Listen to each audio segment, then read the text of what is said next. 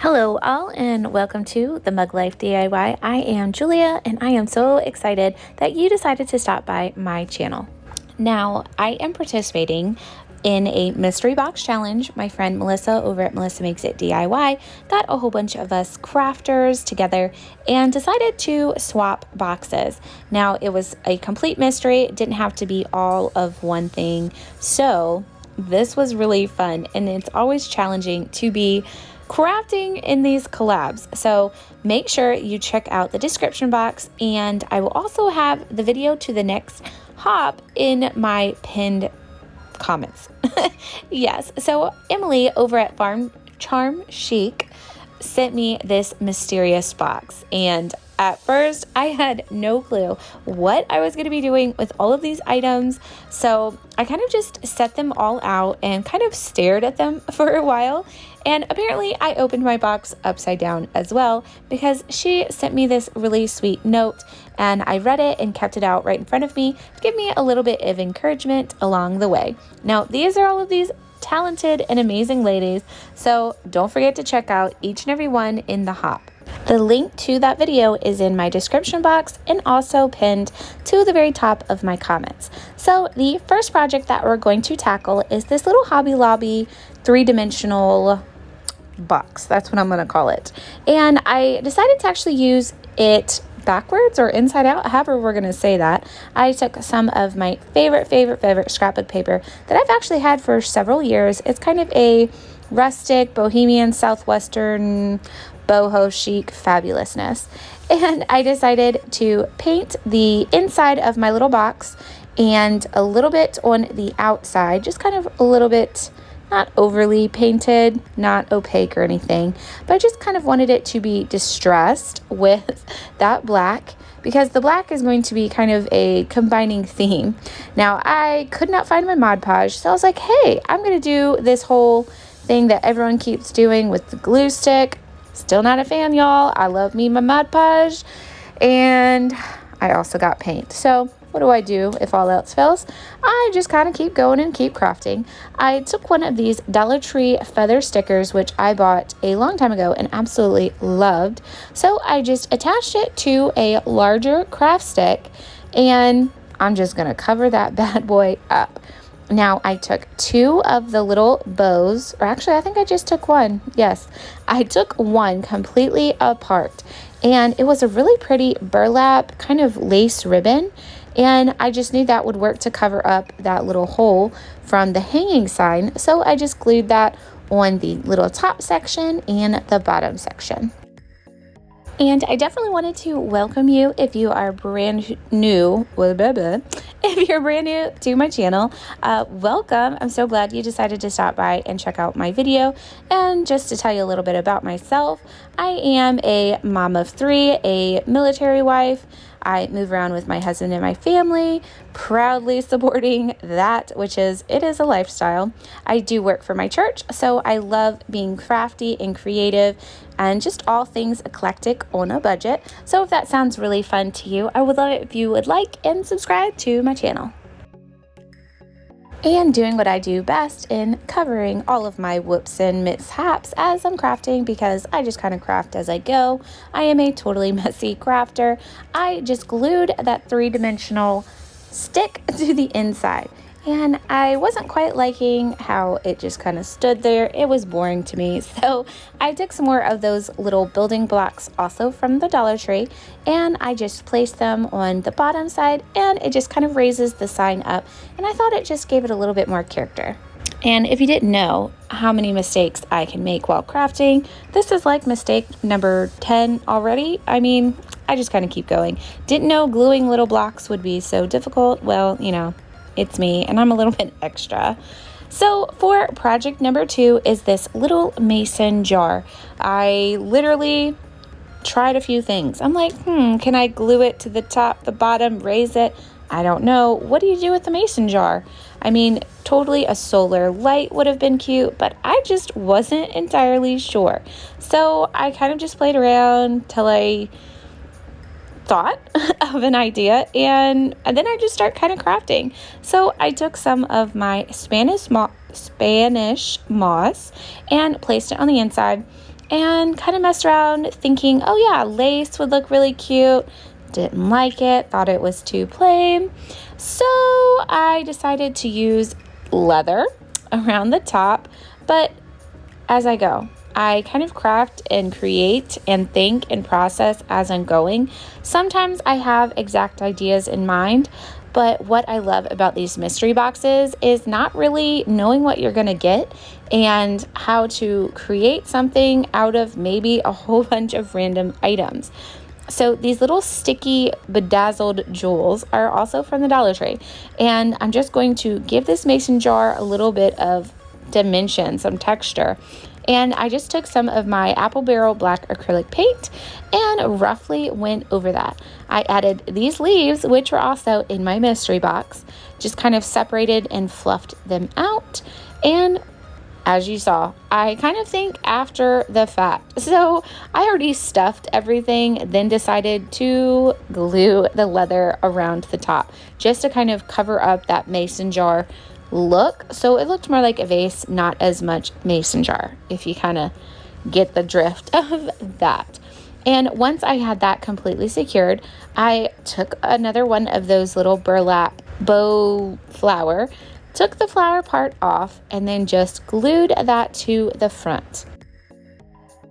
Now on to project 3. This one is really fun because from this little Dollar Tree canvas, I'm going to actually be making 2 different projects. So I carefully struggled, yes, I'm going to say struggled, and cut off the back part of the canvas. Would have definitely been helpful if I had a straight blade, but oh well for me. So I'm going to be taking that same scrapbook paper that I did pick up from Michael's. It was one of those special buys, you know, I always love those. And I cut out one of the landscape scenes.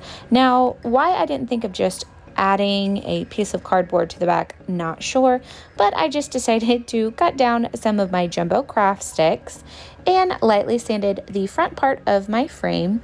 Then I just lightly, with that same black paint, actually I don't even think I dipped it in the black paint from that sponge brush, and just kind of lightly went around the entire canvas frame. And on the back side, as you can see, staples are still intact. I glued down all 4 of my little strips and wasn't digging the glue stick, y'all. So I decided to hot glue. I didn't say it was perfect, y'all. Hot glue that little frame on the inside.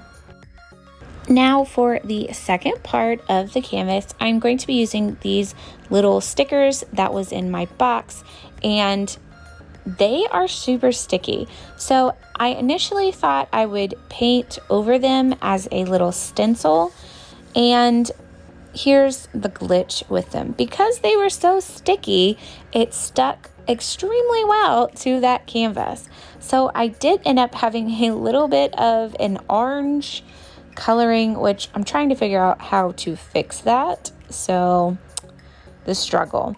And so I just used a little bit of that same black paint that I've had out this entire time, and I kind of sponged over the entire sign. Now, I wanted it to be kind of distressed and not be completely covered, so I just went ahead and pulled off all of the stickers because I've always been told, don't know if it's actually accurate, to do these things while they're still kind of damp, at least the paint. And I definitely didn't have any bleeding, so I'm going to say that it worked out really well for me. I took 2 more of my jumbo craft sticks and I glued one to the top and to the bottom. Now, because I had a little bit extra, you can kind of see I had plenty of space to glue the craft sticks on. Now, I wanted it to be a little bit stiffer, so then I just kind of cut down another popsicle stick and glued it to the back side of the, let's see, it would have been the perpendicular side, so that they kind of allowed that canvas to have something to stick to it, if that makes sense. And it definitely just gave my piece a little bit more stability so that the ends wouldn't curl. And to hang up my little canvas sign, I just took some natural As you can tell, I love natural wood. Took some wood natural beads that I actually just ordered on Amazon for another project, but they had a whole bunch of different sizes. So I actually used the smallest millimeter bead, and I just kind of roughly estimated what would look good, and I just strung them on my jute twine that actually came in the pack, which was, I thought, pretty cool. Then I just knotted both sides and glued them to the back top side of my picture.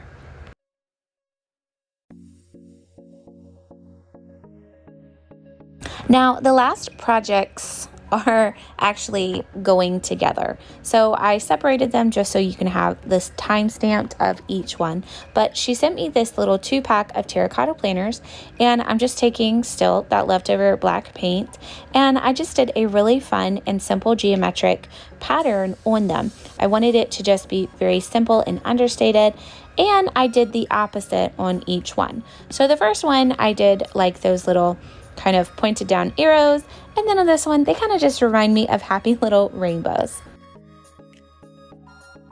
Now I took some leftover Spanish moss from the other project and added it to both of my little planters, and I just found these gray succulents from my Dollar Tree and absolutely loved them. Now this polka dot ribbon raffia, whatever we're going to call it, is also from my mystery box, and I knew that the polka dots wouldn't quite fit or match my personal aesthetic, so I decided to make some DIY fringe out of them. So I just cut the bottom off and frayed the rest and glued it to both of my planters. And one of the last items that Emily sent me were these little, I actually think they were called craft sticks, but they look like stir sticks to me, and I believe it was like an 8 or a 10 pack of them. And originally I had no idea what I wanted to do with them, but once I made my little planters, I knew something would be really cute if I made a little box for the 2 succulent planters to go inside. Now, I am not exactly sure any of these measurements, but what I did was I measured both of my planters together and went outside and cut with my circular saw outside all of these little, what are they called? I just called them craft sticks, and down to the size that I wanted. I believe they ended up being like 7 or 8 inches. And then I just kind of used my glue and glued them together. If you would want to recreate this, I would definitely recommend not using hot glue, maybe some wood glue or E6000 super glue, any of those things. But since I'm just doing it on camera and I knew I wouldn't be moving it, I decided to just use hot glue for this project. Now, from cutting off some of the top sides, I made them a little bit shorter, and I really liked the groove on the top side, so I used 6 of them on the other, let's see, the inside, end cap. I don't know what we're going to call it, but that top side, I used 6 of them and kind of just glued them and went along. Now, I wanted a little bit of a gap, so not straight, and it bugged me afterwards and had to redo it. But I kind of noticed right here is when I hit it and it made it crooked. You can see that bottom just moved, but I didn't notice it till later on. So I have to go back and fix that. But I wanted a little bit of a crate look to this little box. So I added a little bit of a gap. Now, after I had glued all of the sides, I glued the last 2 pieces and finished off that middle side. And to match all of my other projects, I just kind of lightly distressed the entire box with my black paint. Now, this is just my personal preference. I love decorating with black and I love natural wood tones. So you could stain this box, you could paint it white, you could spray paint it. There's so many options that you could do. But I just decided I really wanted just kind of that rough black kind of bohemian look. So that's what I did and what I decided to do with my paint color. And here are my finished project pieces. I love the little succulents with the fringe. They are just so fun. And I just absolutely love how these 2 projects, or 3 projects, however we want to say, turned out. I really had so much fun in this mystery box challenge. So don't forget to hop to the next video so you can see what creations the next person came up with. I'm actually thinking about this free hug sign. I might even use it as my daughter's door hanger. She is not a hugger. She wants her personal space, so I'm kind of thinking of doing that little fun sign for her. But here is the little vase and the other little sign. I just think everything really came together in the end, and I am digging this summer kind of southwestern vibe. Let me know which one is your favorite project, if you love kind of this a little bit different vibe. And don't forget that this Friday is the flipping furniture collaboration with my friend Crafty Leanie. So we will have an open playlist for that one. So stay tuned, and I will see you guys on Friday.